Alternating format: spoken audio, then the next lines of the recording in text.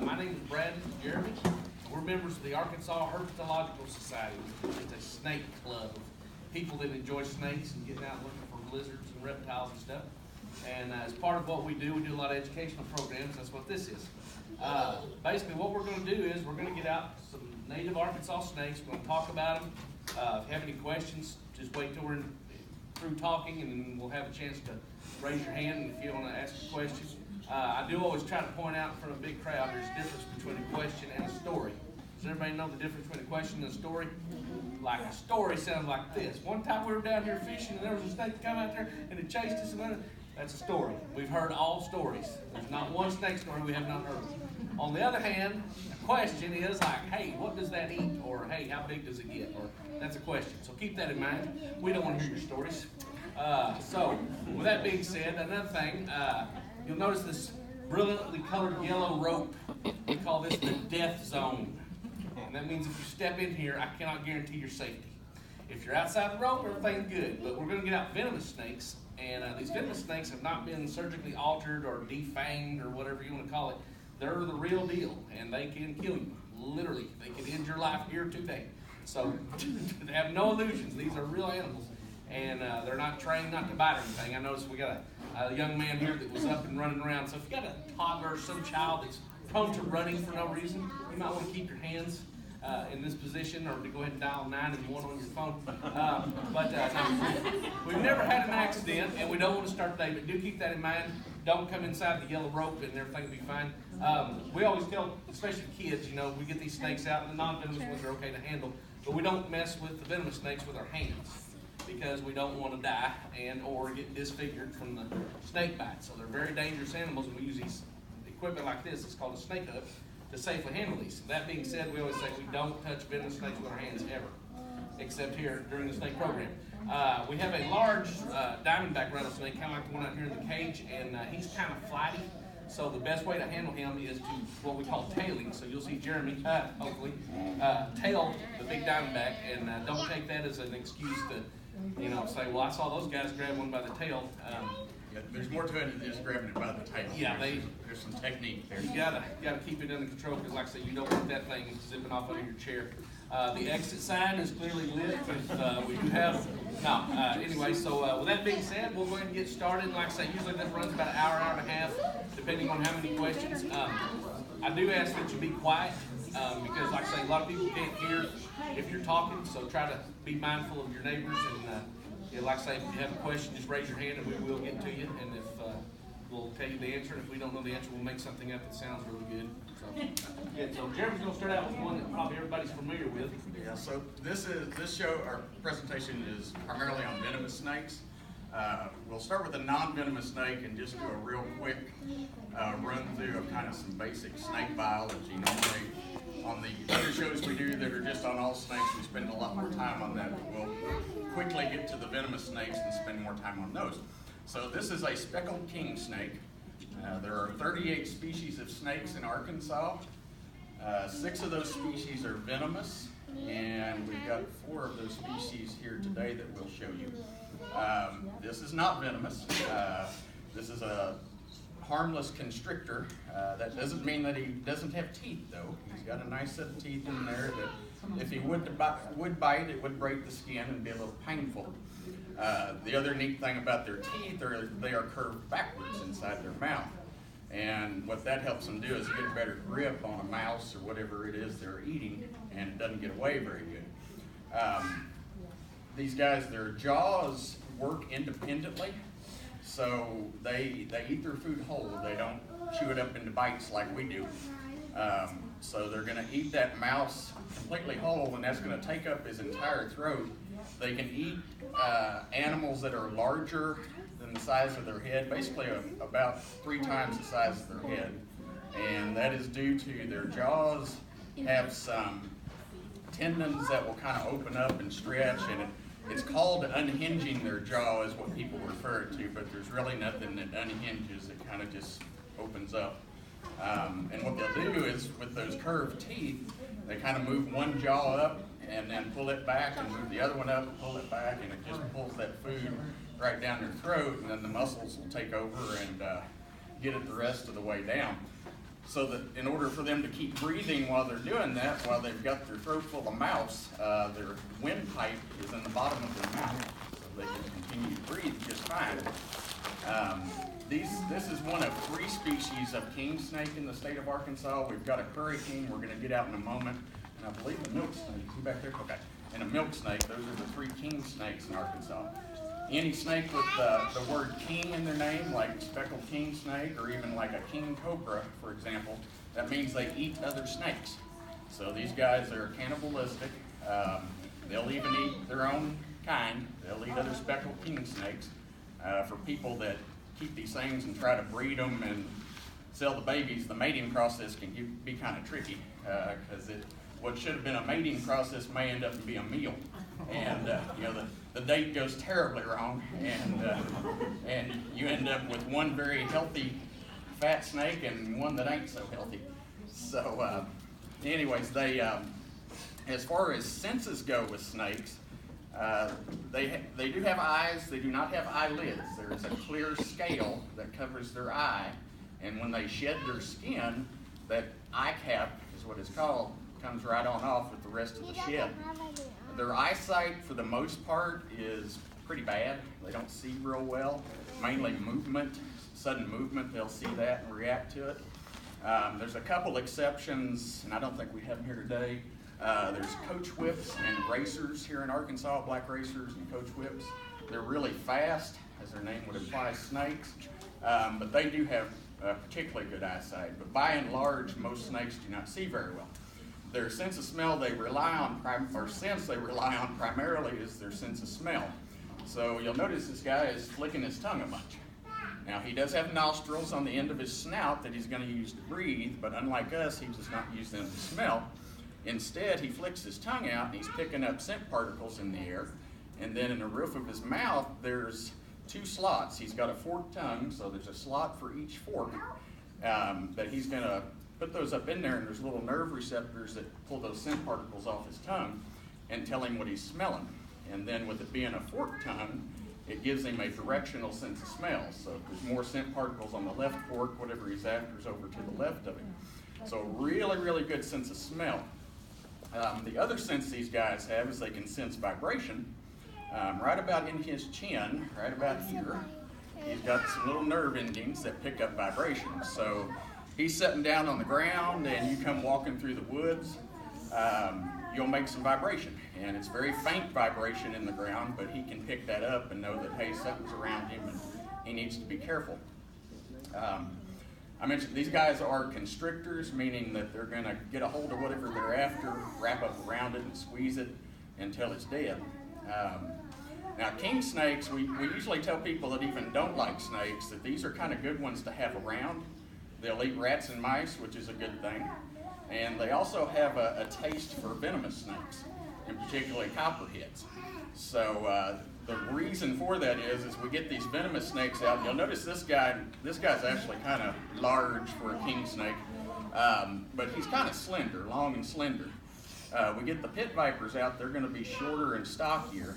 And so what that means is for all that energy he's going to expend to get that copperhead, there's going to be a lot more meat on the bone for him to feed on. So they typically will go after venomous snakes. They do have a little bit of, king snakes do have a little bit of immunity to the venom. It doesn't bother them that bad. Problem they still have to face though is the fangs. So if the copperhead were to bite him in his head or his heart's right about here, that could be a bad thing. So what they typically try to do is with their mouth, they'll grab a hold of that copperhead's head and kind of hang on to that and keep it under control, and then they just kind of wrap up like a candy cane around him and constrict, and they have their meal. So these are pretty good ones to have around. This is, as his name would imply, the speckling on him, speckled king snake. The speckles can vary. This is kind of a yellowish, light yellow. They can be white, and then oftentimes we'll find them with green speckles. And it's kind of an optical illusion, but when these guys are moving fast, they almost look like they're totally green. So we get people telling us that, hey, I saw this great big green snake. Well, there is actually a snake in Arkansas called a rough green snake that I think they may still have out there. And it's about as thin as a number 2 pencil, real tiny.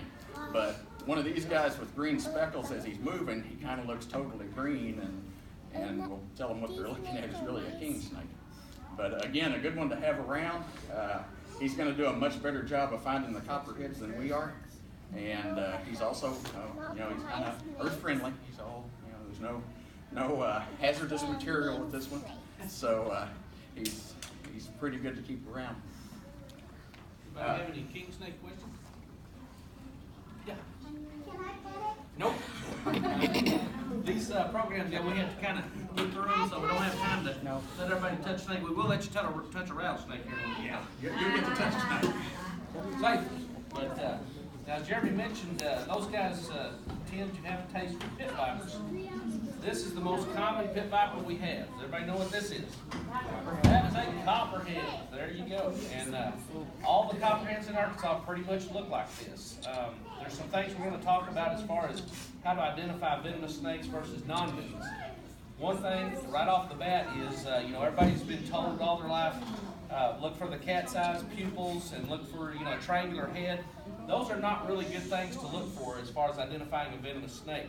There are some things that are very consistent that you need to look for. One of them is, you'll notice these pit vipers we're going to get out are thick. They're very short. They're stocky. Notice this one's tail tapers down very drastically, very quickly. They have a big head, an enlarged head, and that's to, house the venom glands that they've got on each side of their head. But the body shape is what you really want to look for. We're going to get out some ones that people often mistake for copperheads to show you the difference. But copperheads in general all have this hourglass brown shape. They call these cross bands in the reptile world. But we like to tell people to look for a Hershey's Kiss shape. You'll notice these shapes on their side looks like a Hershey's Kiss. They're the only snake in Arkansas that's got a real defined Hershey's Kiss shape on their body. But again, the body shape is what you want to look at. It's thick. The tail tapers very drastically, and it's got a big head. Those are things you want to look for. These guys are found statewide. If this is not the most common snake seen in Arkansas, it's probably up at the top of the list.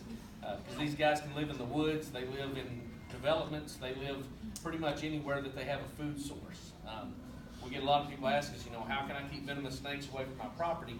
Well, really the reason snakes like to hang around is if you're providing food for them. So, especially here in Arkansas and eastern Oklahoma, you'll have houses that have an old 78 Trans Am hood and a big rock pile and a pile of boards and this and that in their yard.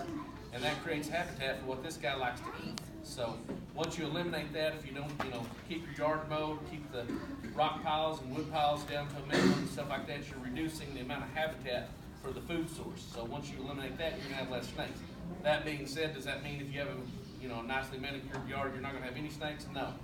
Snakes, they go out in the summer and hunt and forage for food, and so they may cross your property, but it'll be a lot less attractive if you don't provide food. One note about that, there's products on the market called Snake Away. You can buy that at Lowe's. It actually says on there it was university tested, and I'm not sure what university they tested that at, but there is a counter research paper done by some folks that are experts with it that basically determined that you're wasting your time with that. They showed no inclination to move away from the snake away or avoid it. They crawl right through it. So that's, and then the other, you hear people talking about putting out mothballs, and there's some other odds and ends. And if there's a food source he's after, it ain't gonna bother him too much. Yeah, if it makes you feel better, go ahead and buy it, but it's really not doing anything. So keep that in mind. But as we mentioned, the pit vipers are going to have this enlarged head, and that's to house the venom glands on each side of their head. And attached to those venom glands are two fangs, like those hypodermic needles. And basically, everybody thinks that snake venom is meant to kill people or to hurt you. The defense for snake venom is actually the secondary reason. The primary reason is for food digestion. So when a snake envenomates a mouse or a small rodent for food, that stuff goes into its body and it starts digesting the mouse from the inside out after it kills it. So once he gets that mouse down his throat, it digests quicker and easier and goes through his system. So they kind of have a leg up on the non-venomous snakes that don't have that. So we get pictures all the time from folks or we see them out there on Facebook of, hey, I've just killed a copperhead. And sometimes they're right. But a lot of times we'll get pictures of, this is one of the more common ones. This is actually a Prairie Kingsnake. So these guys are completely harmless, and ironically, this guy would actually kill that guy. But if you look at these two guys, there's a couple things. One, on this guy, he's got spots on his back, on his side, and notice on the copperhead, there's no spots. There are these little bow ties or cross bands, or if you look at it from the side, they look like little Hershey's Kisses. And as Brad said, when they're born, they look just like this. We also get a lot of pictures. You brought the ringneck snakes out. We'll get them out in a minute. We get a lot of pictures of folks will be working in the flower beds, and they'll find little ringneck snakes or earth snakes, and oh, that's a baby copperhead. Well, we'll get a ringneck snake out in a moment, and you'll see that the pattern is nothing like this. So the babies look just like this. Only difference is it's kind of hard to see on this guy, but on the tip of his tail, it's kind of dark. When these guys are born, he's got it's almost a fluorescent yellow tip on his tail. And what he does, he uses that as a lure. He'll be sitting there. All the pit vipers in Arkansas are what's called an ambush predator. So that means they're going to rely on their camouflage, going to sit real still, and either wait for whatever they want comes by, or in the case of the baby copperhead, he's got this little lure. He'll sit there and flick his tail, and a mouse comes along and thinks there's a bug to eat, and then gets a big surprise. So as they age, it just darkens like it has in this guy, or this girl actually. But again, the babies have the exact same pattern.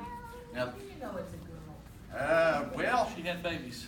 that was a big indicator. That was the indicator, yeah. We were certain at that point. Now you can actually, so at towards the end of the body there, before you get to the tail, there's a big scale. It's called the vent, and that's the end of the GI tract for one thing. It's also where the reproductive organs are housed.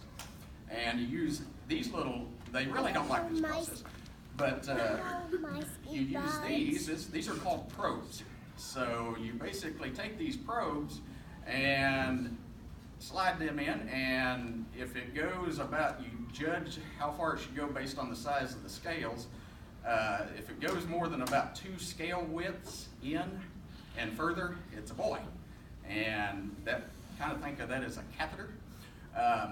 And if it hits some resistance there, it's a girl. So you can tell. Now, we've got the point, you can kind of eyeball it, and the females down towards the vent, the tail will be a little thicker, and the tail doesn't appear to taper as quickly. It looks like it's real thick, and then it tapers faster. Whereas the male's equipment does not take up as much room, and it's a much more slender tail. You can kind of eyeball it and tell, but we've been wrong with that before. The only sure way to tell is get the probes out, or if they drop babies. That's another good indication. Back to identifying the venomous versus non-venomous, I want to put these out on the floor and let you look. Do these look anything like the copperhead? They really don't, do they? Some of the big things you need to notice, again, this non-venomous kingsnake, prairie kingsnake, is long and slender, and his tail tapers out very gradually. See how his tail is very, very long and very gradual? This copperhead's tail goes, it's real short and stocky. Another thing to notice on both of these non-venomous snakes, they are glossy. They're kind of shiny. They have a sheen to them. Copperheads and the pit vipers in general are dull and drab. They're not shiny. That being said, if a copperhead crawls through some wet grass, he's going to be shiny, so it's not really a good thing. But like I say, you can see this rat snake. This one's called a Great Plains rat snake, and it's another one that's commonly killed. And people think they killed a copperhead, and they actually killed a rat snake, a harmless snake. So again, the body shape is the big indicator. If you'll notice, the copperhead's head is noticeably larger than its neck. A lot of people say, "Oh, I've always been told to, look at its head. If its head's a triangle, then it's a venomous snake." Well, that is true. But the problem is, non-venomous snakes, like these rat snakes, have the ability to push their jaw back when they're agitated. And you can see there, that's pretty much a triangular head. They do that when they're agitated, and a lot of times people see that and they think, "Oh gosh, that's got to be a venomous snake, it's got a triangular head." But as you can see, they're not. Again, long and slender. These two are shiny. They have smaller heads. The king snake barely has any perceivable neck. Their head is about the same size as the rest of their body. They don't have much of a neck at all. But like I say, these good. This one also good. People ask us, well, I don't kill non-venomous snakes, but why shouldn't I kill all the copperheads I see? Well, Copperheads, very interesting as far as rodent control. You know, rodents carry a lot of disease. There's a thing called a hantavirus out west that's really bad. It's caused by too many rodents. Anybody ever had a tick-borne illness? Rocky Mountain tick fever, one of those? You know, those are carried by squirrels and rats and mice that have ticks. Well, this guy, in a season of his hunting over the summer, he's going to eliminate a lot of ticks from the environment just because he's eating little mammals that get ticks. Also, something's very interesting, and like I say, we're not scientists, we just play them on the internet, but if you look up copperhead venom cancer treatment, these guys have a particular protein in their venom that has shown to fight breast cancer cells. It's very interesting, groundbreaking study that they've been doing for the past 10 years. Now, the portion of their venom that does this is so minute. As we've said, it'd probably take all the copperheads in the United States to create one treatment. But what it has led to is the research. They can create a synthetic version, and basically it's showing good results. So, you know, every time I see a copperhead, I think, you know, that guy might cure cancer someday. So there's good enough reason not to fool them. Now, like I say, a lot of people say, you know, what do we do if we walk up on a snake, a venomous snake? I've got kids. Well, we always tell people, educate your kids, you know, understand what venomous snakes look like and tell them not to mess with them. My kids and Jeremy's kids have grown up with venomous snakes. When my son was 3 years old, he knew better than to mess with he knew what a copperhead was, and so we always try to tell people to educate the kids. But these guys, you know, they have a purpose in nature, and it's not just to be killed by, when you find them, you kill them. I get so frustrated with the thought process, especially here in the South. You know, the only good snake's a dead snake, and I'm sure there's somebody here that thinks that. But I mean, these guys are just as important as these non-venomous snakes. In fact, they're probably more important because they do more good. But you know, a lot of people are concerned about snakebite death, and the Centers for Disease Control has been keeping statistics since 1977 on a variety of ways that people are dying, and one of them is by snakebite.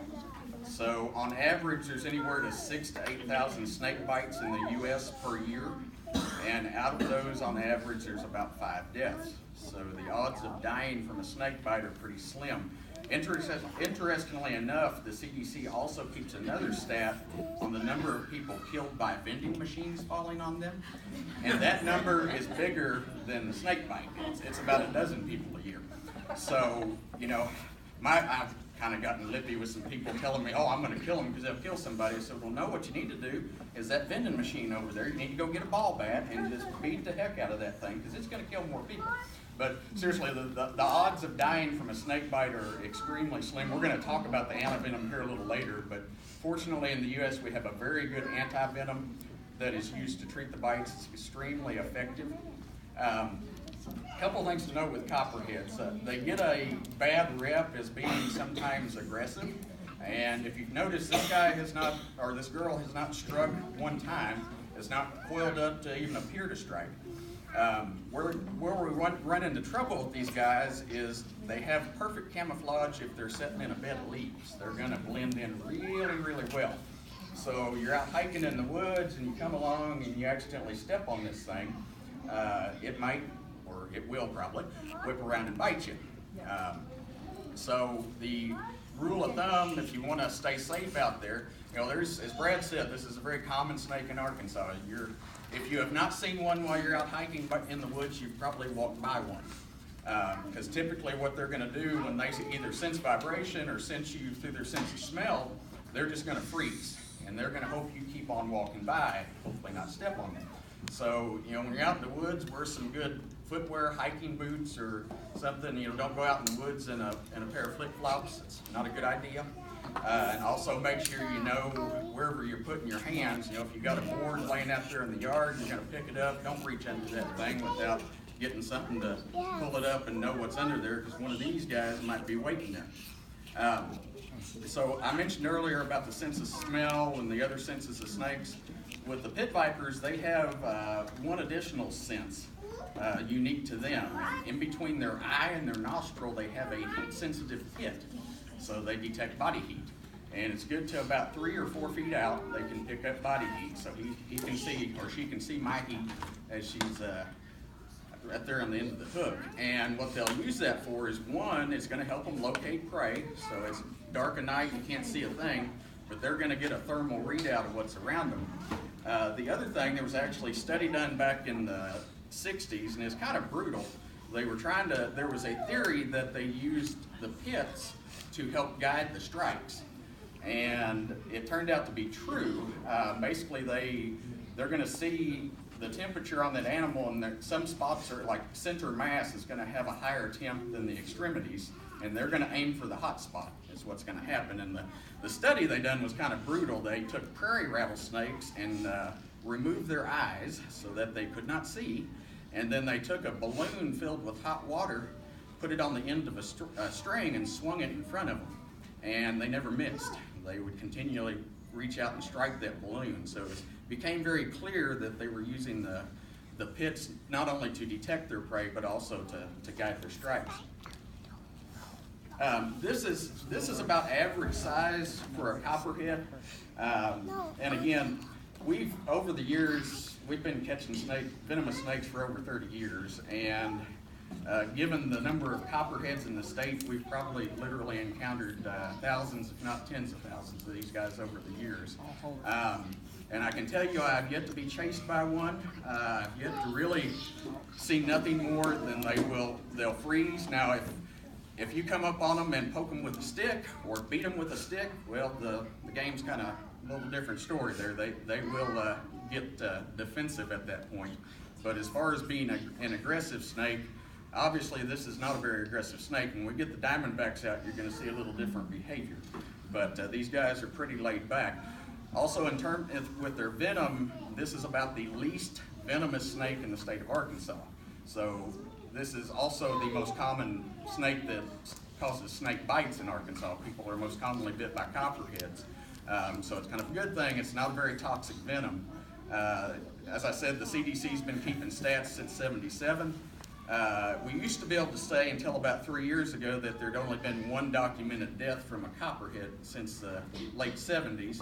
About 3 years ago, there was a guy in Missouri that was trying to kill one in his tent. Had some heart conditions, and the copperhead bite and his heart condition didn't mix. But the odds of this guy killing somebody are extremely, extremely slim.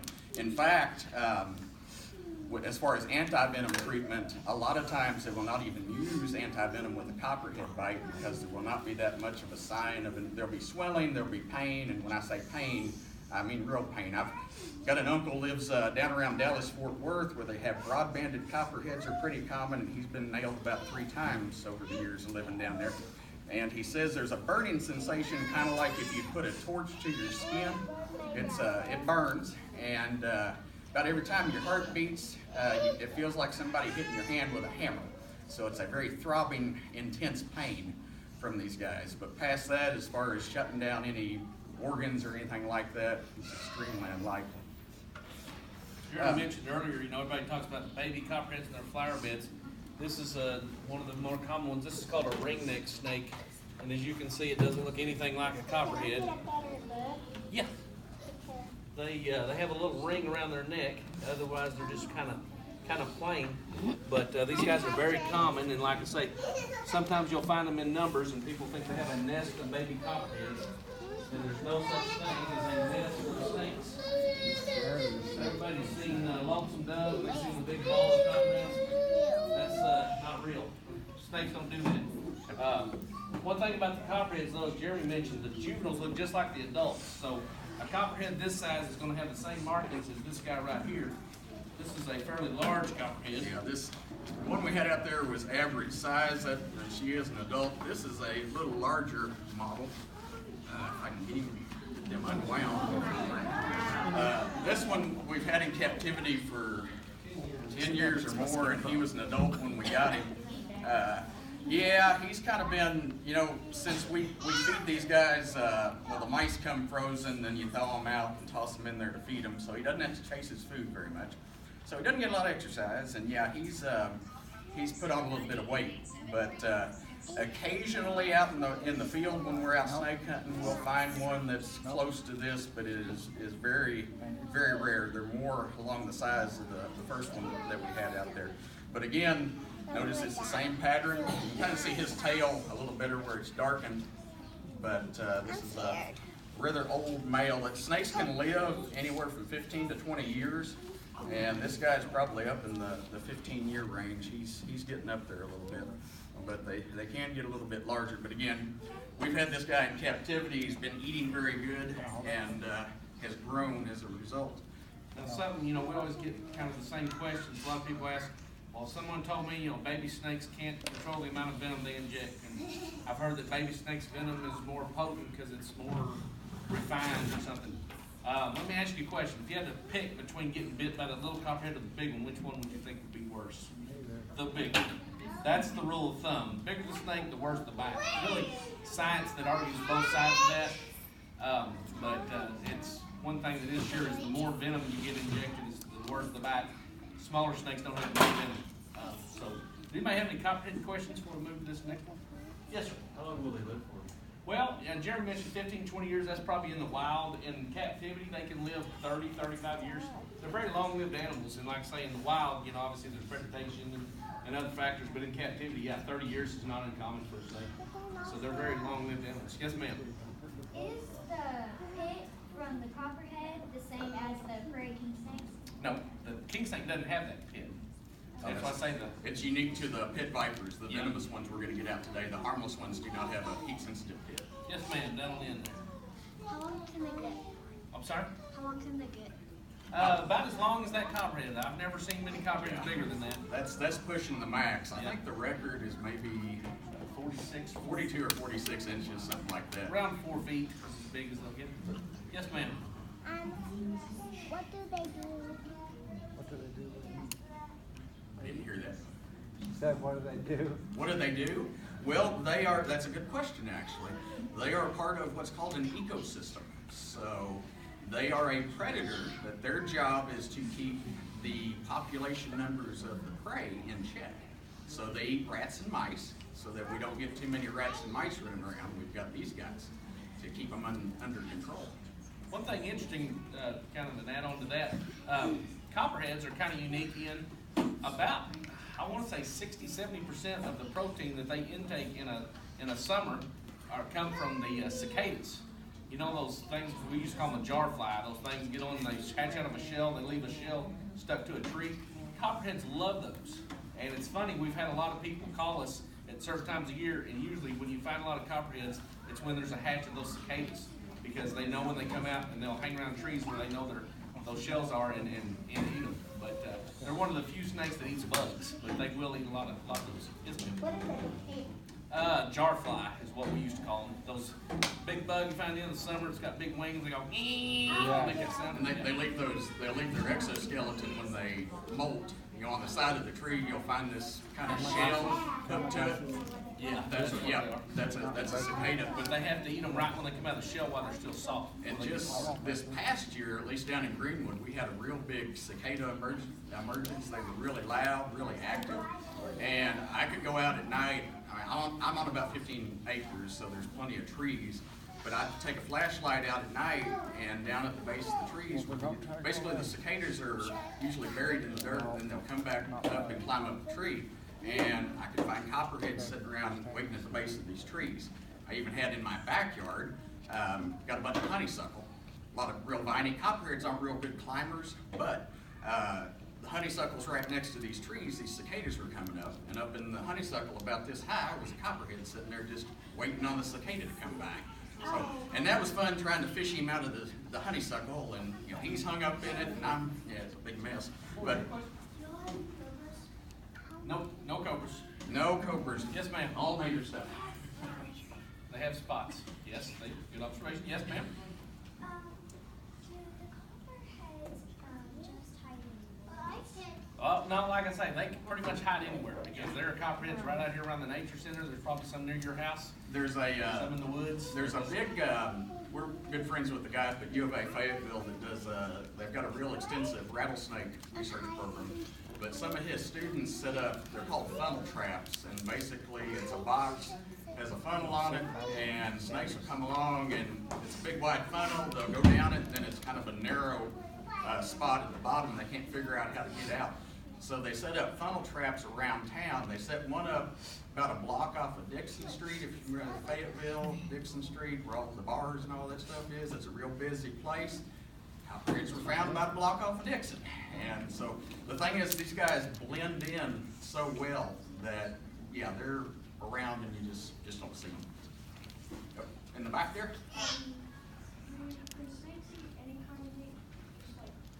Well, they typically, different species have different preferences.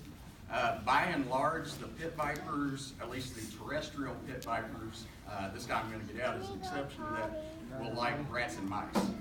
Occasionally they'll eat lizards. This is a cottonmouth we're getting ready to get out. He's semi-aquatic, he likes frogs, fish, stuff like that, although he does in captivity do fine on mice. But let's go ahead and get him out. So this is another common snake around water typically, but we have found them nowhere near water from time to time. I gotta stay on the hook. These guys do not hook real well. There we go. So, couple things. Remember, we talked about pit vipers are generally stockier. This guy's a real good example of that. He's short and he's very thick, and this is typical. This is not just because he's been in captivity. These guys are called cottonmouths, there we go, because what they'll do to warn you is they'll sit there with that mouth open, and it's got a little white lining in there, and sometimes they'll get really mad. He's kind of done with his act now, and they'll vibrate their tail, but we get stories about cottonmouths chasing people, and this is probably one of the more defensive snakes, because their typical behavior is they're going to coil up and they're just going to gape that mouth open and just sit there and hope that you go away. Well, are you going to do it again? He's done with it. So these guys are often confused with harmless water snakes. Here in Sebastian County, we have 3 different species of water snakes that occur. And the problem is the water snakes, unlike most venomous snakes, they get a little thick too. So you're looking at them and it's like, well, he's kind of thick-bodied as well. And there's not, this guy has a little bit of pattern to him. When they're born, they have a real bold pattern, but then it just kind of dulls over time. And some of the water snakes have a very dull pattern. But what the water snakes don't have necessarily is this big, thick, chunky head that this guy has. And the reason he has that is there are 2 very large venom glands, as Brad mentioned, on each side of his head. And he's got a little more venom capacity than that copperhead has that we just got out.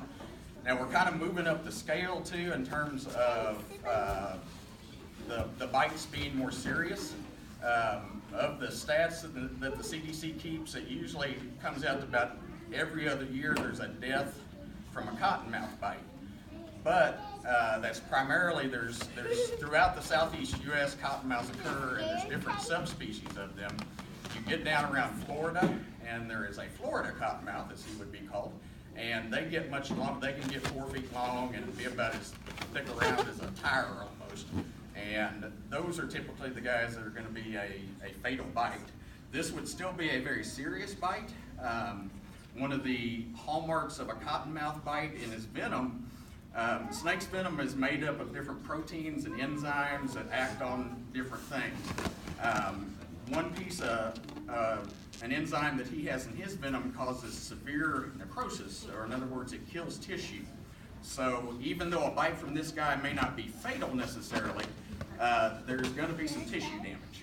And that can either be just external tissue damage, or if that venom gets there and eats up some tendons, and your hand may work like this after you're done with it. So this is not one to get bit by. There's a lot of different kind of wives' tales for what to do when you're bit by a snake, a venomous snake. The science, or the research has shown the best thing you can do is basically do nothing, keep calm, and get to a hospital as quick as you can, where they will have anti-venom. The techniques of putting a tourniquet on is actually with pit viper venom, which by and large all pit viper venom is going to cause some tissue destruction. This guy's much worse than the other guys. But if you put a tourniquet on, say you get bit in the finger and you decide to put a tourniquet on your wrist, what that does, it keeps all that venom localized in one area of your body, and all that tissue destruction is going to be localized. So what the doctors tell us is that a tourniquet typically means there's going to be an amputation to follow up because the tissue's gone, they're just going to take that finger off. So tourniquets are a bad idea. It seems kind of counterintuitive, but as that venom spreads, it kind of spreads out, levels out that tissue destruction instead of keeping it localized in one area.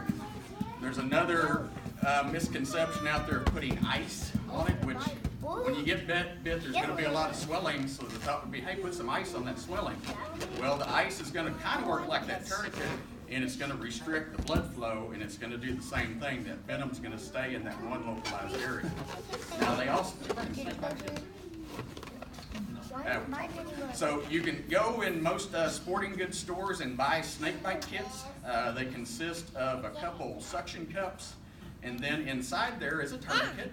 And then they also have lovely little things like razor blades and usually some iodine or something of that nature. And the thinking there is that, hey, if you put that suction cup on there, you can suck some of that venom out. And there has been study after study done that says it is very ineffective, and the time spent doing that should be time spent getting to the hospital. We always get the question of, okay, let's say I've hiked into a spot for a day and I get nailed. Because basically you have about anywhere from 2 to 4 hours before things get serious. And what I mean by that is if there's going to be organ systems that start to shut down and things get really bad. Now that immediately after the bite, there's going to be tremendous pain and swelling. I wear a silicone wedding ring because I don't want to have my gold one taken off with a set of bolt cutters. If I were to get bit, my hand swells up. So remove everything that could restrict blood flow or be a problem to get off. And again, get to the hospital as quick as you can. But if you're a good ways away, there is some recommendations out there that says, okay, if you can do something to immobilize the limb, a splint of some kind, and keep it below the heart, it's good to do. But the counter to that is if you're going to spend 30 minutes trying to figure out how to make a splint in the middle of the woods, you really ought to just skip that and be getting back to civilization and getting some help. So, I forgot the other one. The other one out there as far as snake bite remedies is, amazingly, there's a belief that electric shock will counteract. There are actually some metals in those proteins and enzymes that they have in their venom. And there was a situation, I believe it was down in South America or something, a fella's dog got bit and he shocked it and the dog seemed fine. And so there's been studies done that says there's nothing to that. And my thought about that is, okay, you've been bit, you've got a serious problem. Is it a good idea to hook yourself up to a set of jumper cables and turn the engine on? It's probably not a real bright idea, So not good. But there are actually studies that have shown that no. Odds are this fella's story, if it occurred, is when snakes do bite, and if you're walking up on a snake and surprise them, their primary purpose of their venom is to subdue their prey. That's how they eat. So they have a limited quantity of venom, and it takes them a while to regenerate that venom. So they don't necessarily want to waste it on a threat, on us or anything else. So if you walk up and surprise a snake, the odds are it's about 25% of the time it's going to be what's called a dry bite. So in the back of this guy's head, he's got his venom glands, but behind those glands are muscles that contract and squeeze the venom out of the glands through a venom duct and on into the fang. They can choose to inject venom from one gland, both glands, or in the case of a dry bite, no glands. So that also, years ago, there used to be anti-venom that was specific to the snake. So you needed to know what snake you got bit by in order to be treated. Well, nowadays, and for quite some time now, there's a single type of antivenom it covers all pit vipers in North America. So no matter if I get bit by this, or if I'm down in Florida and get bit by an eastern diamondback, it's going to be the exact same antivenom that's going to be used. So there's no need to identify the snake necessarily. It is a good idea to keep an idea of the size of the snake so the doctor can get an idea of just how much venom might have potentially been injected. But where I was going with that, the problem is I walk up on this snake, surprising, and I get bit. There's a chance that's a dry bite. Now, if I'm going to try to bring this snake in for identification, if I start trying to beat it to death with a stick and get bit in that process, the chance of a dry bite is going to go way down. And you end up getting envenomated worse trying to kill the snake. So there's no need to kill it, no need to bring it in. I always say, everybody's carrying a phone nowadays, just snap a pic of the thing. But by and large, what the doctor's going to do is they're going to get you in there, and there used to be a show called Venom ER that was real popular. And if you ever saw that, what they did every time, they bring them in and they'll see, okay, I got swelling here, and they'll take a Sharpie and mark here and say this was 10 o'clock. Well, swelling's here at 11. Swelling's here at 12. And then, okay, swelling's going back down. And that they can gauge how the venom is progressing as to how much anti-venom they're going to have to use. So you don't have to bring that snake in for identification. Jeremy mentioned these are pretty much a maligned species. Everybody says cottonmouths are aggressive and they'll chase you and all that. It's like, well, we've literally dealt with thousands of these things and never been chased. Now, what he's doing right now is usually what cottonmouths do, and that is refuse to back off. They're very sure of themselves, and they will defend themselves. And they usually coil up and just sit there and won't try to crawl off, whereas most of the harmless water snakes that we have will crawl off really quickly and escape. These guys don't flee very well. So, unfortunately, everybody's seen one of these? This is a black rat snake, or whatever they call it, a chicken snake, or a black snake. These are very common. They like to eat birds and rats and mice and stuff, but unfortunately, he's got the same defensive mechanism. When he gets upset, he's going to coil up and gape his mouth open. So a lot of times people see a big black snake and it's coiled up, it's got his mouth open, like he's a cottonmouth, and they send us a picture. Look at this 5-foot cottonmouth I killed. It's like cottonmouths don't get that big. That's a rat snake. But again, what we're going to talk about here is body shape and stuff. Now this snake is thick, but look how long and how his tail tapers out very gradually. Notice how thick and short the cottonmouth is. Notice this rat snake's kind of glossy. He's got a little bit of a shine to him. This guy doesn't. One of the cool things, as I mentioned earlier, everybody always goes for has a triangular head. Well, this guy is a better example. You can see when he gets mad, he can turn his head just like a triangle. So really a triangular head is not a good way to gauge whether or not it's venomous or not. And that is due in his case, it's common with rat snakes, they have very strong jaw muscles, so there's a lot of muscle there. This guy's still a biter, and when he bites, he likes to chew and hang on, and he's got a pretty strong grip when he gets a hold of you. Does anybody have any cottonmouth or black snake questions? Yes, ma'am. You said earlier that Eastern Diamondbacks or something like pit viper. Are all rattlesnakes pit vipers? Yes. Oh. Yep. The only non-pit viper venomous snake we have in the U.S. is the coral snake. We'll talk about that. One other thing to note, I mentioned these guys are often misidentified with harmless water snakes. If you see a snake swimming in the water, and all you see is the tip of their snout breaking the plane of the water and the rest of their body is under the water, there's a extremely good chance, like probably 99% chance, that is a harmless water snake. Cottonmouths and Copperheads, for that matter, they're in the same genus, which is kind of just a grouping of species that are similar. They have a larger lung, or set of lungs, than other species do. And what that means is they're a lot more buoyant.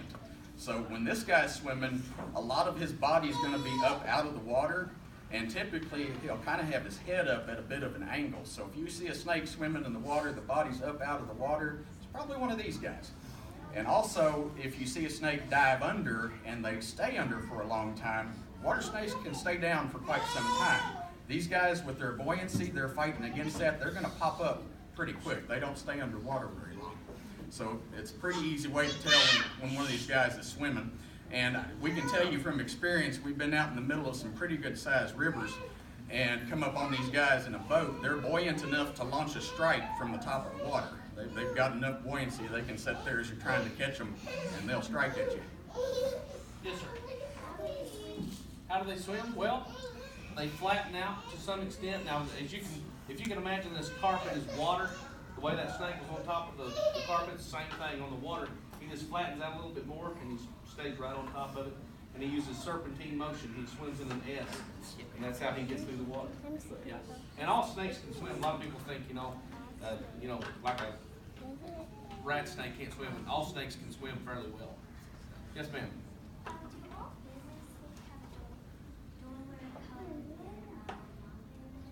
That is a very good observation. You are absolutely, well, with the exception of the coral snake, the pit vipers, you are absolutely right. The pit vipers are going to have more of a kind of a dull, kind of a matte finish to them, whereas your not all, but most of your non-venomous snakes are going to be shiny. That's a good observation. Yes, ma'am. Well, it depends how scared you are of snakes. Because if you're scared, really, really fast. If you're not scared, they're not really fast. The fastest snake we have in Arkansas is a coach whip, and what is it? 7 miles an hour is what they've actually clocked one at, which doesn't sound that impressive unless you're scared and running from it. 7 mile an hour is really, really fast. Or if you're trying to catch it and chasing it through a bunch of briar, it's really fast. Yes, ma'am. Are racers venomous? No, they're harmless. The black racers, and yeah, they're harmless. Yeah, they bite, but they're not venomous. Yes. You get told about like the smell of a cottonmouth in captivity. Do they lose the smell? That is something we left out in the thank you for bringing that up. Both copperheads and cottonmouths, well actually all snakes can do what's called musking. They'll release, they've got scent glands at the base of the tail, and they'll release that. So copperheads, I have a terrible sense of smell. I'm told they smell like cucumbers, but you can typically, if you smell something, you're walking around, I smell cucumbers. There may be a copperhead around. Cottonmouths, they live, in rivers and sloughs where it already stinks. So they release an odor that is more foul than their environment. It is a nasty, nasty smell. But yeah, you can smell it. It's funny you ask that, because this morning when I have a small snake ring, probably 10 feet by 8 foot wide maybe, and when I was putting this one in the bucket, he got frisky and fell off my hook and everything, and he musked, and it stumped that room up so bad. It's also very hard to get off your skin. We'll go out snake hunting all morning, and we'll stop someplace for lunch and be smelling like snake musk. People be looking at you in the restaurant. Like, yes, ma'am.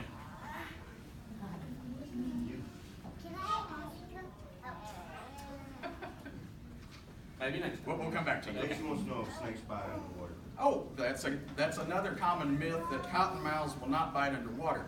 So all snakes have, or all organisms have, a common name and a scientific name.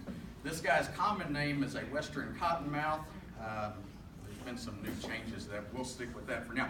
His scientific name is a Castrodon piscivorus leucostoma. Stoma means mouth, leuca means white. The piscivorous part, to your question, Pisces means fish and vorus means eater. So he eats a lot of fish, and yes, he can bite underwater. Now, one interesting thing they will typically do is a copperhead sitting on the ground has a mouse come by, he's going to nail him, and then they can track the scent of that animal, so he's going to let him crawl off and let the venom take effect and die before he eats it. That way he doesn't get bit by the mouse. Whereas like your black snake here is going to wrap up around that thing, and he's going to come out with some more wounds. He's going to get hurt. Cottonmouths, when they're eating fish, typically they'll bite them, and they'll just keep the fangs in them and kind of hang on to them until they finally succumb to the venom, and then they'll eat them. But that is a very good question. One other thing I forgot to point out, you'll notice all of our venomous snakes here are in buckets, and our non-venomous snakes are in bags. There's a reason for that. Those fangs will go right through a bag. And also with a pit viper, if you've got a snake in a bag and your hand goes up against that bag, he's going to see that heat. So this is my 33rd year since I picked up my first venomous snake, and to date no bites. And a lot of that is using good tools and using good equipment and wearing good footwear.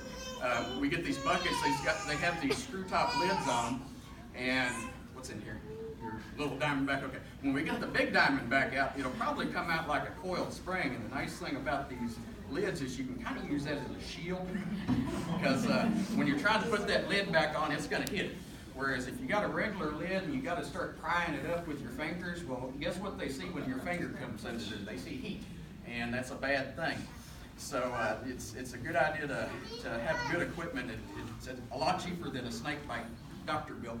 So there are 3 species of rattlesnake.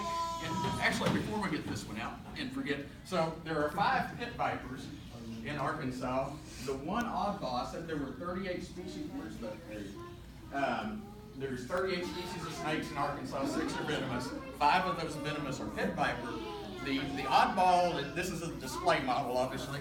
This is a coral snake, and it is actually, they painted this up when it is a very good representation of what they really look like. These guys occur in South Arkansas. If you drew a triangle from Texarkana up to Camden down to El Dorado, that's about the range down there. And if you've been to South Arkansas, you'll probably notice there's a lot of sandy soil and pine trees. And these guys like to kind of burrow down underground. They're almost a subterrestrial snake.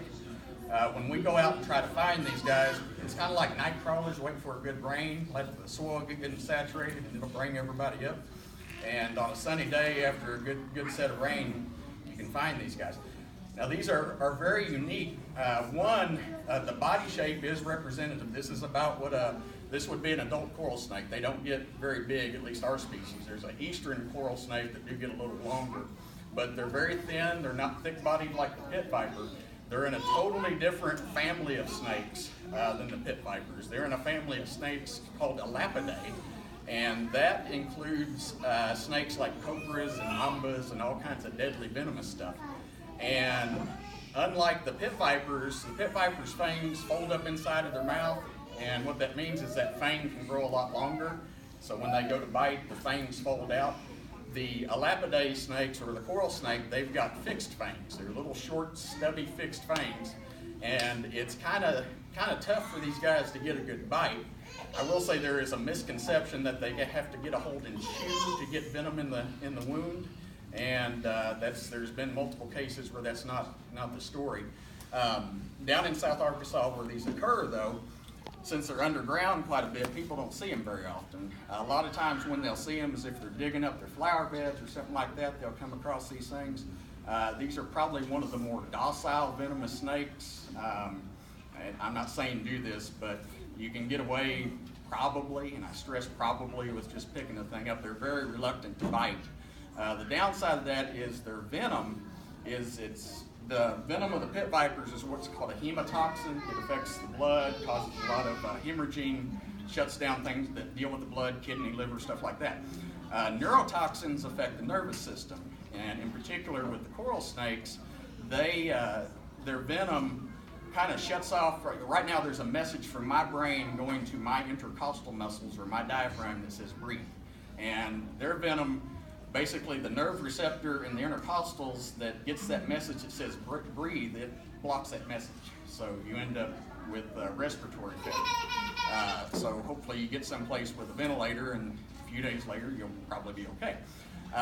Again, these are they don't really know what the population numbers are because they're so rarely seen, but they are very unique to have them in Arkansas. Again, since they are not a pit viper, they're related to cobras and stuff like that. Another thing to note is technically all snakes lay eggs.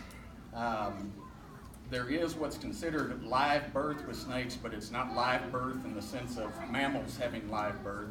In the case of live birth with snakes, the female retains the eggs inside her body, and then when they hatch, out they come. Whereas other snakes will lay the eggs and then they're out of there. So, as Brad mentioned, there's no such thing as a snake nest. There's not mama snake hanging around the nest making sure everything's okay, or mama snake had the babies and she's going to hang around. They go their way, she goes hers. When they're born, they're fully functional, fangs, venom, everything's ready to go. They're ready to hunt. All of the pit vipers have live birth, so there's no pit viper that's going to have an egg that you're going to find. There used to be a thing years ago, it was a little envelope with a rubber band and I think it was a paper clip wound up in there. It's supposed to be rattlesnake eggs, and you opened it and it started vibrating. It was a kind of a little novelty item. Well, there's no such thing as rattlesnake eggs that you're going to find.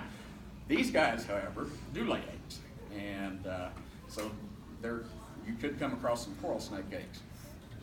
But This is the, what we have is a coral snake mimic. Now Jeremy's has red touch yellow, which means kill a fellow. This is red touch black. This is a common milk snake. And these guys are part of the kingsnake family. They're brightly colored, and the reason it's brightly colored, most of the time in nature, bright colors mean danger. And so this is what he's wanting to do is scare you and make you think, man, he's dangerous. He's red and black and kind of got grayish, whitish bands. But again, this is part of the kingsnake family. He's called a milk snake, and he's quite harmless. These guys range all the way from the coast of Louisiana to Minnesota, whereas coral snakes are confined to the south. So I'm not sure why there's coral snake mimics in places where there's not coral snakes. But again, this is the red touching black, which is friend of Jack, Venom, Lag, several different rhymes.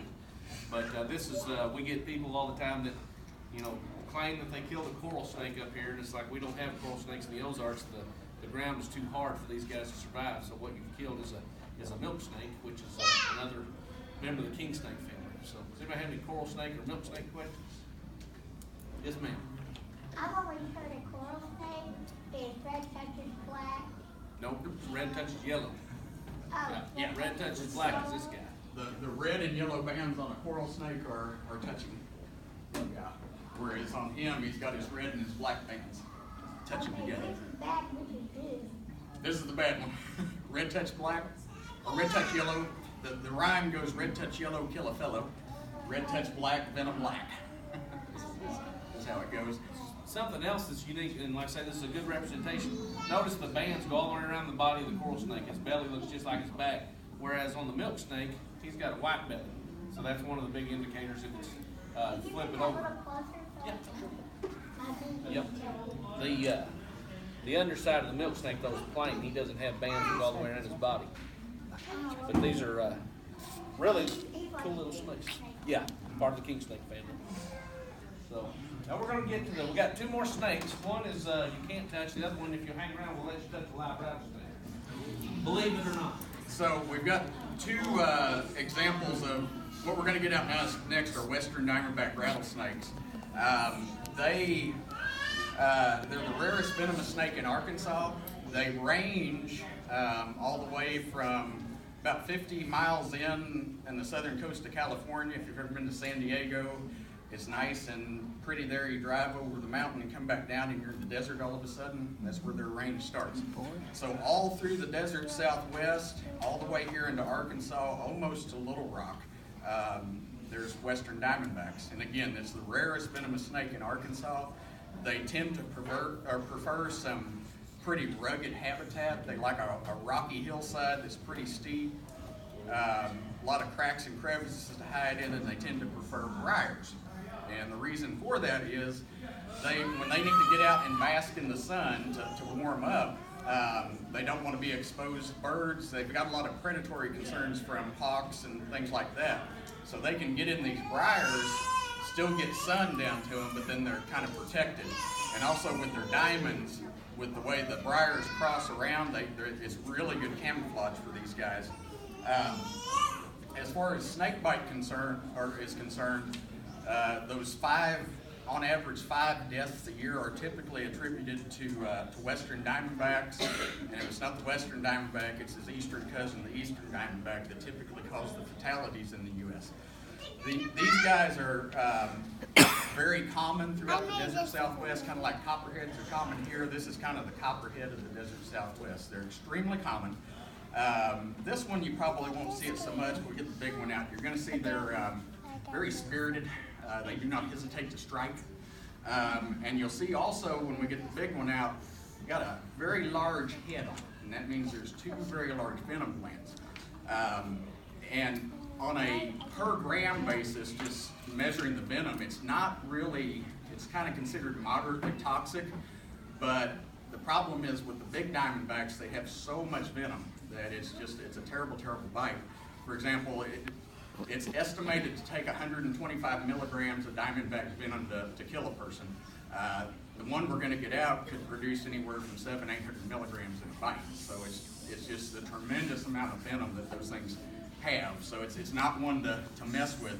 But again, they're rarely seen here in Arkansas, but they are around. And this is a This is probably last year's crop. This is a juvenile. This is a girl. We have verified that, and she actually just shed. She's looking pretty. Come on, girl. Ah. Small snakes do not hook well.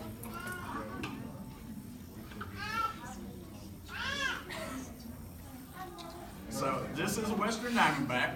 A couple things about it, and it's not as obvious on her, but at the end of her tail are black and white bands. And that's, as far as the Arkansas rattlesnakes are concerned, that's unique to the Diamondbacks. We're going to get a timber rattlesnake out here in a minute. Yeah, they do that. They do not hesitate to strike. And yeah, they will continually do that. Couple things, it's a good time to bring up, what is a safe distance to view a snake? So if you come up on a snake in the woods, how close can you get? Snakes will typically use about 2/3 of their body length to strike. Now, if we have encountered many cases where if you get a snake that's backed up against a rock or something like that that they can launch, you get a full body length and then some. They will just kind of flail themselves at you. So the rule of thumb is to stay 2 or 3 body lengths back. The problem with that is when these things are coiled up, it's kind of hard to gauge just how long they are. So, you know, keep several 6-8 feet from these things if you see them in the wild, and you'll be perfectly safe. The speed at which they strike is rather phenomenal. There was a study done about 3 years ago. They took a Western Diamondback rattlesnake, a Cottonmouth, and a black rat snake. And the study was done specifically on strike speed. And they averaged anywhere from 11 to 14 miles per hour. And that doesn't sound like it's very fast, but when you break down a mile into feet, that comes out to about, a couple feet a second. So if you get in, and the other thing that they measured is the first 6 inches, it was consistent with all 3 species of snakes they tested. The first 6 inches of what they're striking at, on average, they would cover that in 70 milliseconds. Now, to put that in perspective, on average, when we blink our eyes, it takes 200 milliseconds. So, in the blink of an eye, if you're close enough to this animal, you will get bitten. So, it is extremely fast. The other interesting thing, and this is a research project waiting for some grad student, but as fast as they launch and then they retract, they pull about 10 G's in terms of gravitational force. Now, our fighter pilots up there at 10 G's are going to black out, right? So there's a study waiting on somebody to figure out why they can pull that much, because what's happening is the blood is leaving the brain because they're moving so fast, and then they're coming back. Why aren't they blacking out? Why does that happen? And nobody knows at this point. But they do have the ability to strike very fast and repeatedly strike very fast. So again, this is probably last year's crop. When rattlesnakes are born, they are born with what's called a button. It's a single button, single segment of the rattle on the end of the tail. So when they rattle, it makes no sound. The sound of a rattle is from multiple segments rattling together, vibrating together. Every time these guys shed, and she just actually shed last night, they get a new segment added to the rattle. So there's an old misconception that you can age a rattlesnake by the number of segments on the rattle. So they get a new segment each time they shed. They shed based on how much they're eating and how much they're growing. Their skin doesn't grow and stretch like ours does. They have to grow a new skin underneath the old, and then they shed the old one off to grow. So in a year, and this was U of A tracks timber rattlesnakes, they've got rattlesnakes up there that may eat a squirrel, which is a good sized meal, but that may be the only meal that snake eats all year. They have an extremely low metabolism. They can go a long time without food. We always say snakes, not necessarily venomous snakes, but snakes are the perfect pet for a lazy person because you don't have to feed them very often. You know, you could forget 2-3 weeks or a month to feed your snake and he'll still be fine. You do that with your dog and it doesn't work out real good. So these guys are pretty easy to keep. But so if they're eating a lot, they're going to grow more. They could go on average from shedding 1 time a year to shedding 3 or 4 times a year. I'm sorry? I got a question. Yes, sir. Why is it against the law to kill a rattlesnake in Arkansas? The Arkansas Game and Fish Code says that it's against the law to kill any non-game species, which is what this is, unless it is a threat to person or property. So there's a couple things there. You know, if it's on your property and it's striking at you, you're okay. If you're out, there's been a couple cases here recently.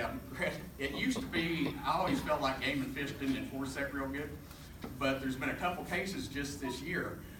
One case, a friend of ours down in southeast Arkansas, that's a lead truck. There was a Game and Fish guy behind him, and then our buddy happened to be following along. They weren't together. They happened to be in the same spot. There's a black snake on the other side of the road, just a little bit of his tail hanging out. And the guy in the lead truck decides he's going to swerve over, run over that black snake and swerve back. The Game and Fish officer stopped him and gave him a $250 fine for intentionally killing a non-game species that was not much of a threat at that point in time. Another one, and this one's even funnier, because the fella's hunting up in one of the wildlife management areas, hunting deer, archery season. And we've got hunters in here, I'm sure. You go into your stand, it's dark. In this case, it was cold. It was 42 degrees, as they noted in the report. And you're trying to be quiet too, right, as you're getting to your deer stand. Well, this fella gets up to his deer stand, notices there's a copperhead quill there. He happens to have a pistol, and he shoots the thing. And the funny part to me was he then got up in his deer stand and thought he was going to hunt. Like, in my experience, if you do that, that game's over. You know, the deer are not going to, hey, let's run to the gunshot. You know, it doesn't work that way. But there was a Game and Fish officer nearby. The gunshot came in. What happened? Well, there's a copperhead. Well, okay, you're on public property, number one. Number two, it's 42 degrees. Snakes are cold-blooded. At 42 degrees, that snake is physically incapable of striking. So the threat element is completely gone too. So this guy is actually, my understanding is he's still fighting it in court, but I believe that one's going to be about a $3,000 fine for killing that copperhead. So that is the Arkansas Game and Fish Code. It is a non-game species. Unless it's a threat, can't kill it. And that's the way it's written. In fact, we have, through our work with Game and Fish, we have scientific collecting permits for the state. So if you're in a state park, you know, typically you're not supposed to mess with stuff. So you could get in trouble if you catch a snake or kill a snake in a state park. We've got a permit that says, hey, we can go catch them if we want to, but yeah, keep an eye on it, because I didn't think Game and Fish really cared about that. I thought they'd be the first one out there to shoot the thing, but apparently they are enforcing it. So something to keep in mind.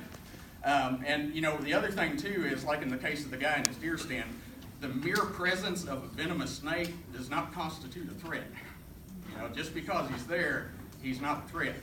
So this guy's having a tough time. Again, he tried to claim, oh, it struck at me. Well, again, ectothermic animal, cold-blooded, that ain't gonna happen. Sorry. So he's got a tough time fighting that case. Anyway, so this is, like I said, about a 2-year-old model of a Diamondback. Couple other things that, I pointed out the tail, the black and white banding around the tail. They've got some pretty interesting striping on the face there, kind of what we call their war paint. But again, as you notice, these guys will not hesitate to strike. Now, I will point out again, I've been catching venomous snakes for about 33 years. And over those 33 years, I have never, ever been chased by a snake. Now, I have chased many a snake, but I have yet to be chased. Now, I get stories of people, oh, it chased me. I'm not saying they're lying. What I'm saying is happening is this. So the snake's going to do one of two things. He's either going to coil up and defend himself, or he's going to flee. And then you have somebody that may be in a hysterical state that is also fleeing. These aren't the smartest animals in the world, and his path of exit may be the same path you choose. And then it may appear that you're being chased. But again, over 33 years and tens of thousands of snakes, I have yet to be chased by one of these guys. So you encounter one of these guys in the woods, keep calm, keep your head, don't do anything stupid, and you'll be just fine. They're not going to come and get you. So we'll get a little larger model out here. You got him? Yeah, this one is, like I say, this is a really cool thing for Arkansas to have these. One of the things, as you go further west, the Diamondbacks get kind of spindly looking, a little thinner. Their heads are not as big, but here in Arkansas, they get really large. This is a pretty typical size one we would find at a den site.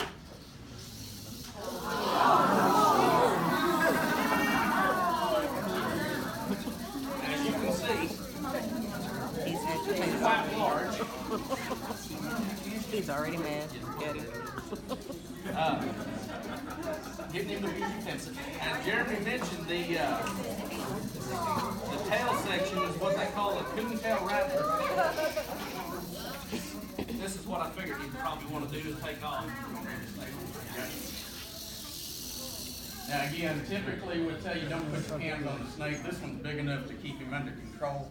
The thing is, this guy's perfectly capable of swinging right back into him and biting him, so you don't just pick him up by the tail and hold him. You can see his head is huge, and as we mentioned, he has some big venom glands there. Now, Jeremy mentioned the potency of the venom on these guys is not super toxic compared to some of the other ones, but it's the amount. This one, like I say, a lethal dose of Diamondback rattlesnake venom is what? 125 to 175 milligrams of this could be a lethal bite. This guy could probably put about 500 milligrams, 600 milligrams. Yeah, this could ruin your day right here. But that is a Western Diamondback, and as Jeremy said, these guys are super rare. We just don't see them much in Arkansas. Most of the ones we find are over in Oklahoma. A little bit different technique of foresting over there. They burn their forest and keep the undergrowth from growing in like they do here in Arkansas. Another thing with this species, the question is, what good are they? Well, again, these guys are doing a tremendous job in terms of keeping the rodent population down. The other thing, we mentioned with the copperhead, the cancer treatment that is coming out of the copperhead venom. We go down to West Texas every year and collect a few species of rattlesnake there's a natural toxins research center in San Antonio, and they take these snakes back and do the venom extractions. One of them that we collect is the Western Diamondback. So his venom, the bite, it's going to be a lot of swelling, a lot of tissue destruction. It's also going to shut probably kidneys down, maybe liver. But the other little twist is, and it takes some time for the organs to shut down. You're talking 2 to 4 hours. So still, if you get bit, you got time to get to a hospital. But one of the more immediate reactions of their bite is they cause a massive drop in blood pressure. There's a friend of ours. There's a friend of ours that does venom extraction they take the venom for human antivenom production. There are 2 places in the United States where they extract venom for human antivenom production. And it's a lab environment, clean like you would expect. That's the one that you see these rattlesnake roundups, and they've got a jar of venom in a mason jar. And we're going to use that for research purposes. No, you're not. As soon as that venom is exposed to oxygen, it starts to break down. What these guys do that do this for human antivenom production, they've got this rig set up where they bite into it, the venom goes down, and it's immediately freeze-dried. So anyways, this old boy's in Slate, Kentucky, and he does extractions for a living. So in a day, he might do 3,000 or 4,000 venom extractions. What that means is, unlike us using hooks to get them, they're going to pin their head, and they're going to get a hold of them, and they're going to get them to bite. Well, the problem with that is their fangs are folded up in the roof of their mouth, and they do not have to open their mouth to bite. They can jam that fang to the bottom of their mouth right into your finger, or just barely open their mouth and hit you. This guy's been bit a few times. Anyways, with the Diamondback, the last time he got bit by a Diamondback, his blood pressure dropped to like 60/10 within minutes of being bit. And it took a shot of adrenaline to get him going again.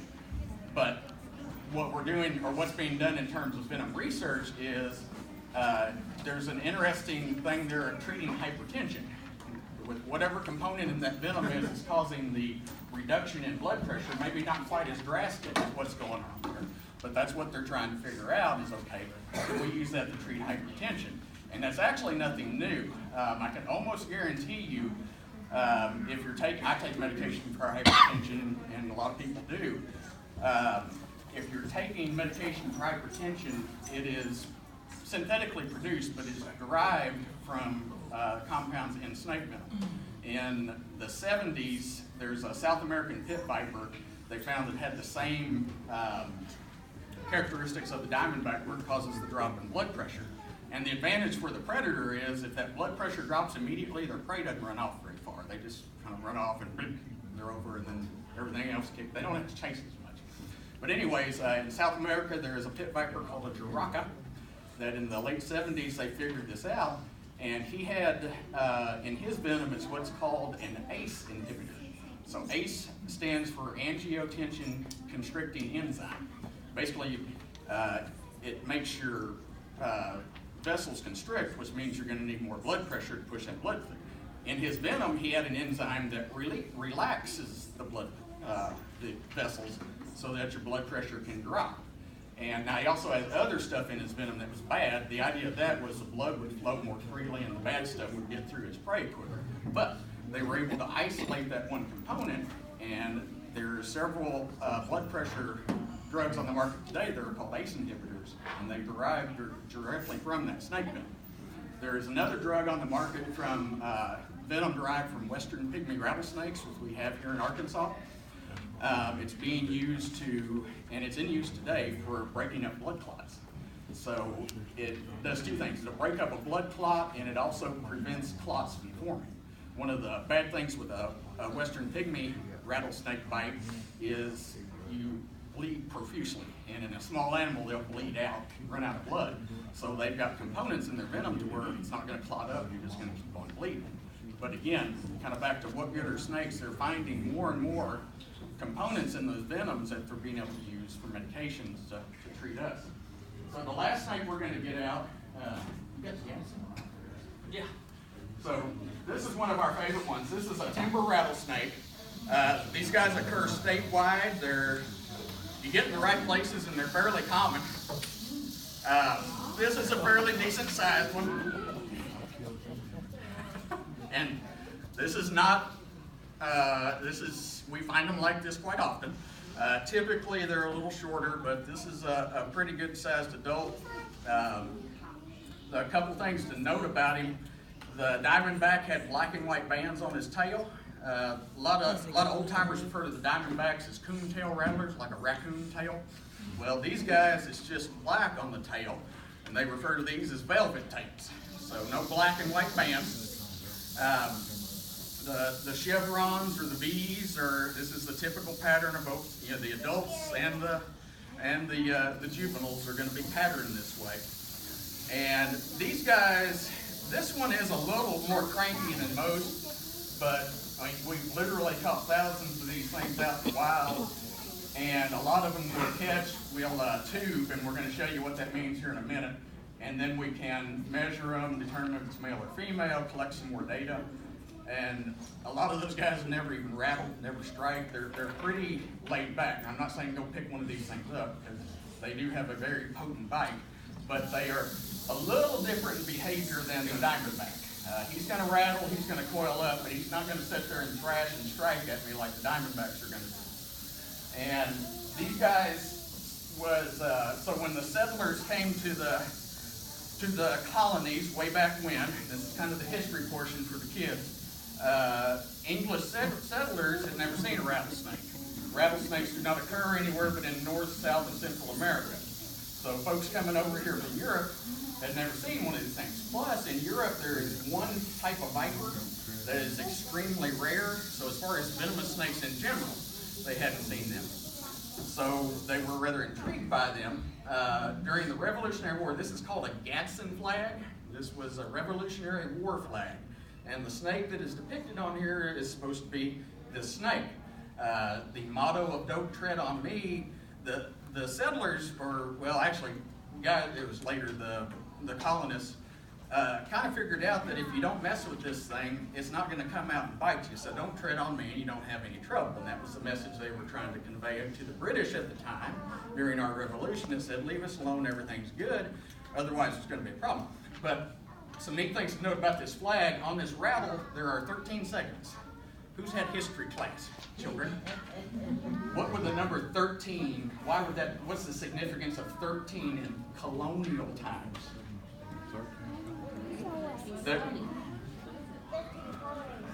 13 colonies, correct.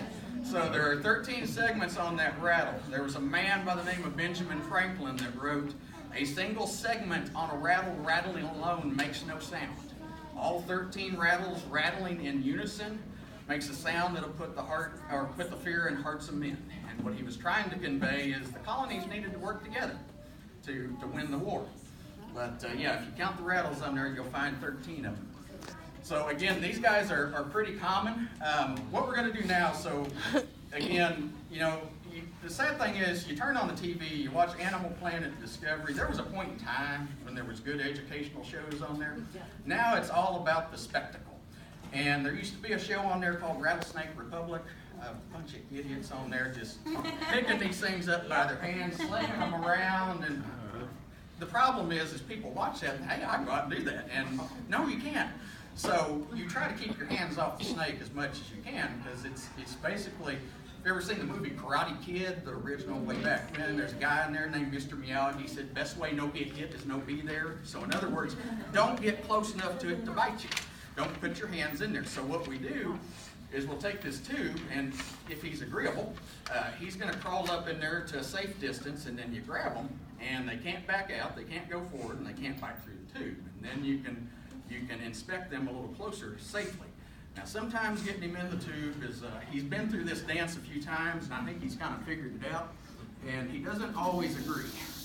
While he's doing this, because this could take forever, or it may take a couple minutes, I don't know. One thing about it, he's going to bring it around. I want you to look at a couple of things up close. One is obviously the rattle. If you'll notice, this one's he's got a really big rattle. Yeah, why don't you get in there a little way? And don't touch his rattle, because his rattle is too fragile to break. So don't touch his rattle. The other thing I want you to look at is his face. You can look at him up close. You can see the heat-sensitive pit, and basically a little dot between his nose and his eye.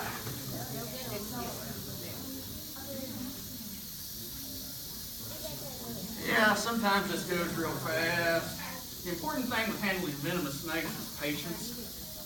There you go. You don't want to do something stupid and make a move without thinking about it, because you can wind up in the hospital. Yeah, I got it. So as Brad said, please do not please do not touch the rattle. But I'm going to bring this guy around. A couple things to point out. You can get an up-close view of his tip. So the tip of his snout is his nostril, his eye in between, halfway in between his tip. You'll be able to see that real good. Welcome to check out his scales. So snakes are either smooth scales or keeled scales. So a lot of the non-venomous snakes and the coral snakes, for that matter, are smooth scales, meaning their skin is smooth to the touch. A keeled scale has a little bump in it. You'll notice this guy's kind of bumpy when you touch his scales. Bring him around. Does anybody have any rattlesnake questions while he's breaking that around? Yes, ma'am. There's a lot of muscle. Why do rattlesnakes warn you when other snakes don't? Well, a lot of the non-venomous snakes will warn you. They'll rattle their tail to make you think they're rattlesnakes. It's just kind of a defensive mechanism. Yes. They're exothermic, so their blood temperature is the same temperature as the air around them. So the cooler they are, the slower they are. A snake 42 degrees is pretty much incapacitated. They can't. Less likely, yeah. In the summer when they're warm, that's when they're more active. So the temperature's got to be up above 60, 70 degrees for them to really be active. This part won't right here. Is this what's in that tube?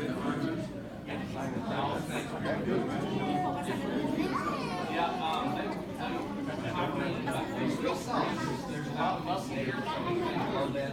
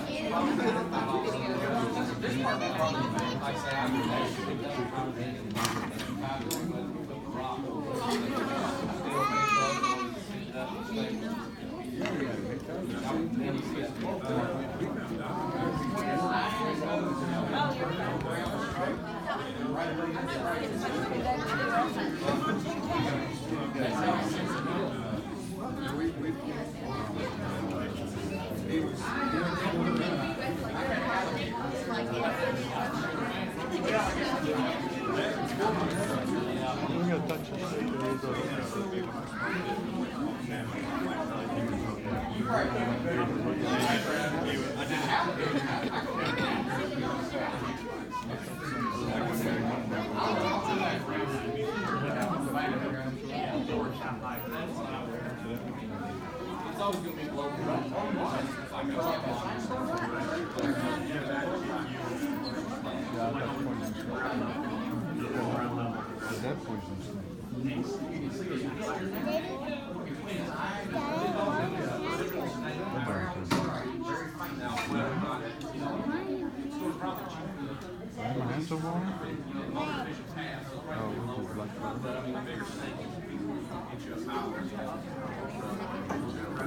Nope. It's every time they shed, they get a new segment, and they can shed anywhere from 1 to 4 times a month. And also, typically in the wild, these get broke off.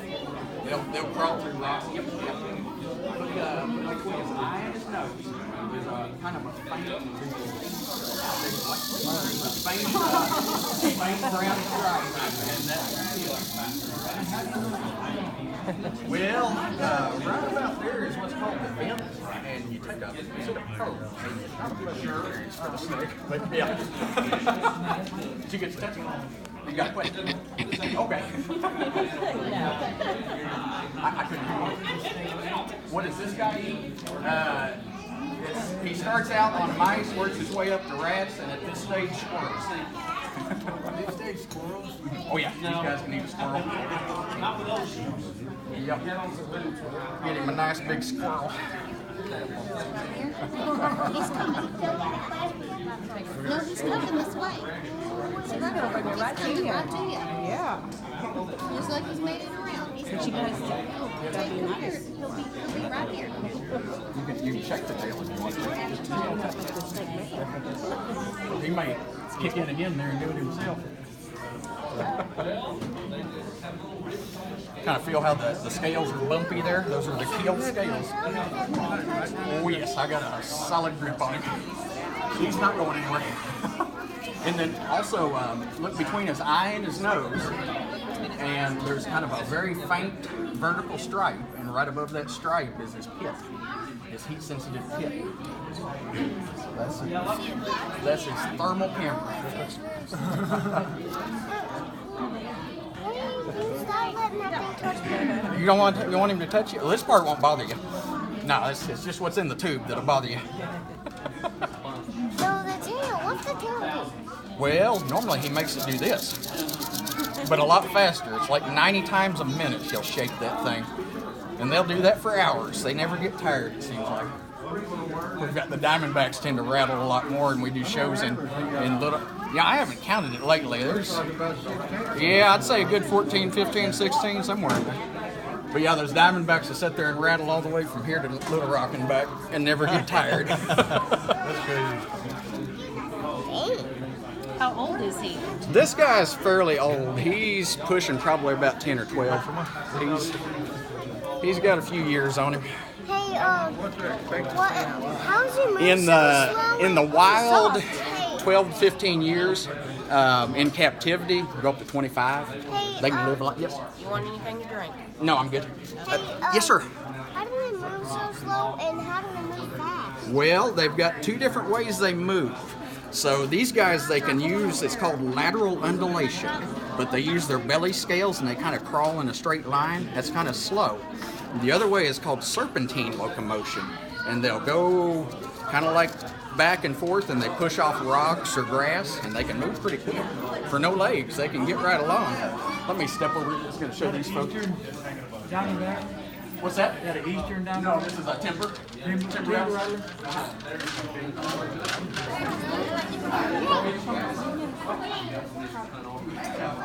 Alright, come here. Michael, come on. Let's go. Now, he got your question. All of us. They only come out, most are come out from my wife on the because they're white.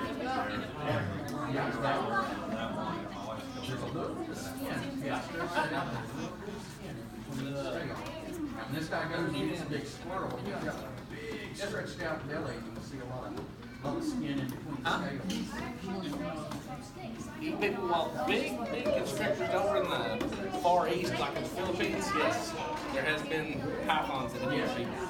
Not very common, but it is possible. They'd much rather eat a deer or something. It's easier to catch. Yeah, oh, and that's what it is. Yes, ma'am. Oh, yeah. Yeah, they're probably water snakes, probably cottonmouths, copperheads.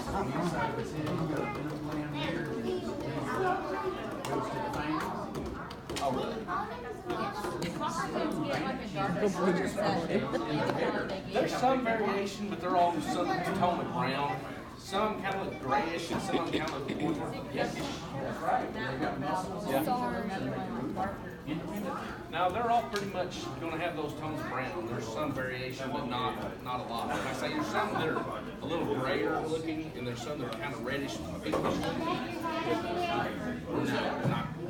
If it was darker now, juvenile cottonmouth looks a lot like maybe a juvenile cottonmouth that's got a little banding.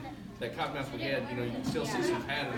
When they're small, that pattern is real bold. And like I say, you can kind of like, Oh, she's over there. I'm sorry. Do the hospitals here have anti-venom? yeah, all the hospitals.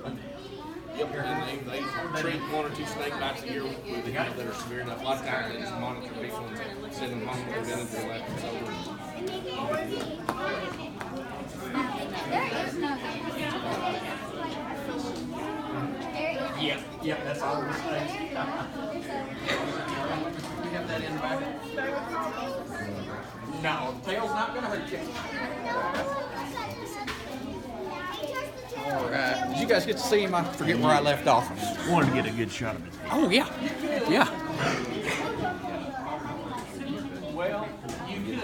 That's dangerous, though. I just take a picture of it. I like their eyes are kind of gold. They got real pretty color in their eyes. It's kind of a gold background and Yeah, he is pretty, but it's scary knowing what he can do. beautiful but deadly. Yes. He is Kind of like my wife is. No. So we can all be that way. That's right. Yeah, he's pretty.